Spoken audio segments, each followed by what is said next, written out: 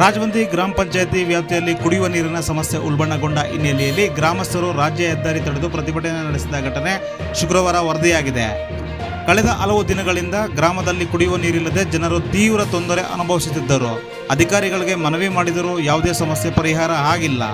ಆದ ಕಾರಣ ಬೇಸತ್ತ ರಾಜವಂತಿ ಗ್ರಾಮದ ಮಹಿಳೆಯರು ಶುಕ್ರವಾರ ಬೆಳಗ್ಗೆ ರಾಜ್ಯ ಹೆದ್ದಾರಿಗಿಳಿದು ರಸ್ತೆ ತಡೆ ನಡೆಸಿದರು.